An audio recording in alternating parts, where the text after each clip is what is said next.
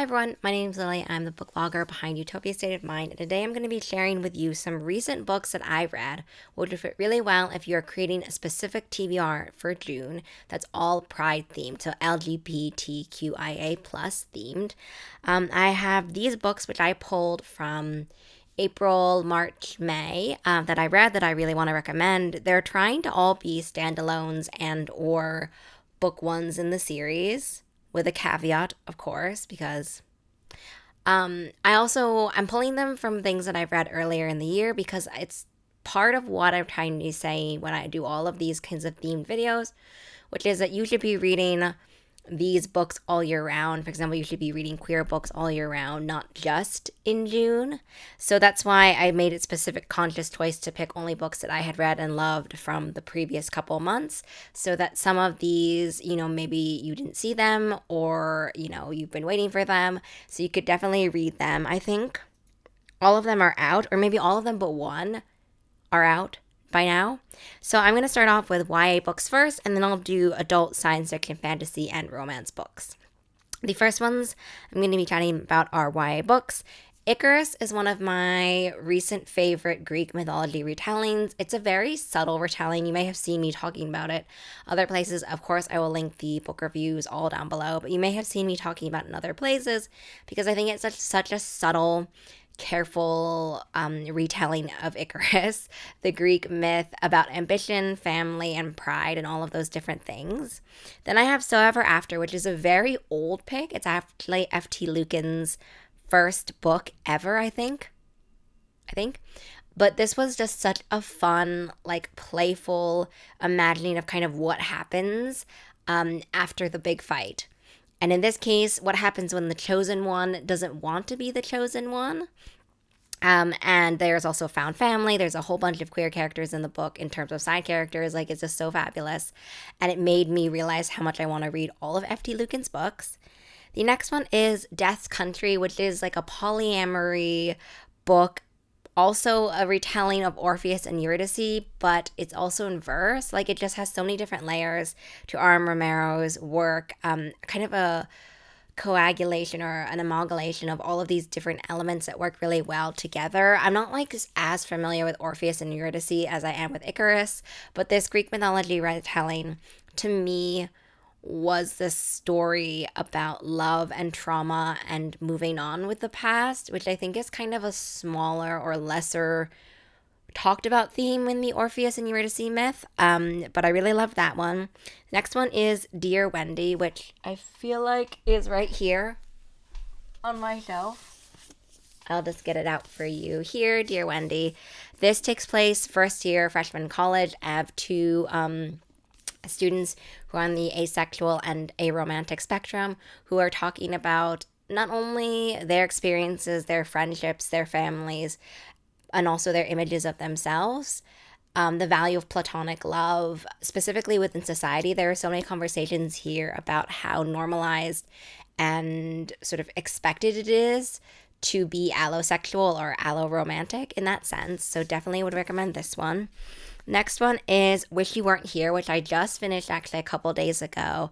And this one was summer camp. There's summer camp prank vibes, which gave me very much a kind of the Parent Trap vibe, except obviously they're not sisters because it's a sapphic story about rivals / enemies to romance. So not sisters, obviously.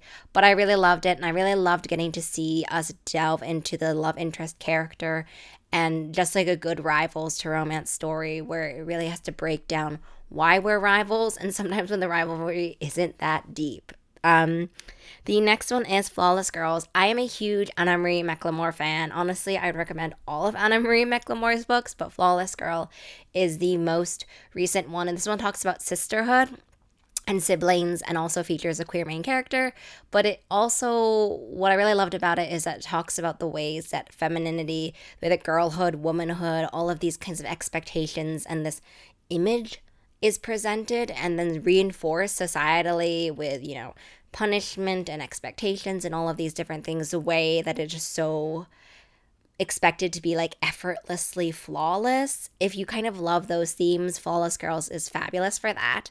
Next, I'm going to chat about adult science fiction fantasy recommendations that I've read recently that I've loved. And the first one is Road to Ruin, which very much to me feels like environmental, post-apocalyptic fantasy Mad Max. Like all of those different things, also featuring a bisexual main character, but and sort of like a love triangle.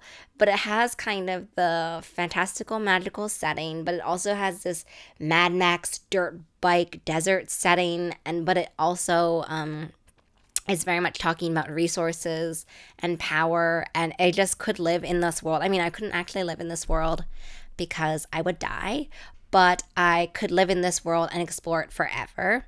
The next one, actually, I just finished. This is the one I finished the most recently, and it's The Phoenix Keeper. This is such a cute, cozy fantasy, also with a very slow burn romance. It's also queer, obviously, because it's in this video. But if you've ever thought about A, how much you love magical creatures and would just want to spend all your time with them, or B, thought you could be a zookeeper. Those two things combined are The Phoenix Keeper. It's just so cute. It talks about magical animal conservation in this fantasy world, which is like so many things that I love all in one. But I think what I also loved about this one is that the main character is so passionate about phoenixes, but sometimes she has to kind of realize that there are other pieces to, for example, the zoo environment, to her relationship with other people, like her friends and her family, and like to kind of be able to see the larger picture. The next one is The Sins on Their Bones, which was just such an emotionally laden book about love and trauma and abuse, but also about power and about realizing sometimes that we aren't the best one to be ruling, but we're the only ones that they have kind of vibe. It was just so tender and like emotionally a gut punch, I guess, if I had to describe it in a few different words.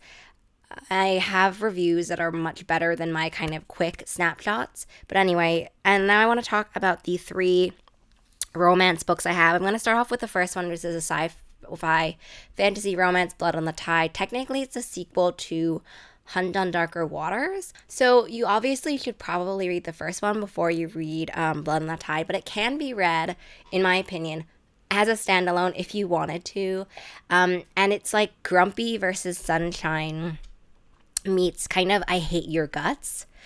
But I think what I loved about this one is you can really see the main character going through this reevaluation process of wondering, okay, my family, my expectations, my role has always dictated me to have this kind of life, but what if I don't want it? And as in, like, I know I don't want it, but how do I get out of this kind of situation? Which is not necessarily fully answered in the book because this is a series, and this is book 2 of a series. I'm really excited for book 3, but that's certainly one of the things that I found most compelling about this story. And now I'm going to tell about the 2 adult romance picks for this one. The other one was a fantasy romance. This one is adult romance. It's The Prospects, which I honestly read 2 queer baseball books, The Prospects and We Could Be So Lucky. Both of them I really, really loved. I basically read them back to back though, so it was kind of difficult to keep them apart in my mind. But The Prospects is about these 2 baseball players.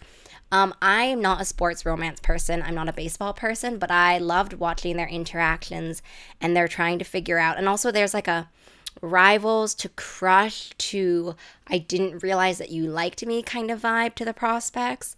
And if you are tangentially, I guess, a fan of baseball, then maybe you'll enjoy this. I don't know anything about baseball, so I can't say anything about the accuracy. But also, We Could Be So Lucky it's a historical fiction romance. And since it is queer, it talks about kind of the safety to security, how open you could be as a queer couple in the past. And I really enjoyed that. But I also enjoyed that it talks about grief and it talks about loss and moving forward. And it's about a sports reporter who actually doesn't like sports, shouldn't be reporting on sports, but ends up reporting on sports, and a baseball player who is in a slump. And the next one and the last one I'm going to be talking about is Here We Go Again, which is also, which is also queer. All the books in this video are queer, but this one is about 2 rivals who are formerly best friends who are now adults, who are coming together to have a farewell trip essentially with their favorite teacher, who's obviously the same, on a road trip across the United States, and they have to be together. So there's tons of good tropes, forced proximity, only one bed, all sorts of things like that. But I love a good rivals to romance. You've seen this a few times in the video, but I also love a good ex-best friend. You're able to really see why they broke up in terms of best friendships and who they are as people. I think there's such a growing up process, and especially for queer people, that you can go through between high school, who you were at that time, and who you grow and end up becoming and developing and evolving into, and bridging that distance and kind of realizing that maybe everything you thought about the other person isn't true. And here we go again with just so cute. It was hilarious. There's also kind of like a double queer romance storyline as well. And here we go again. So just everything to love.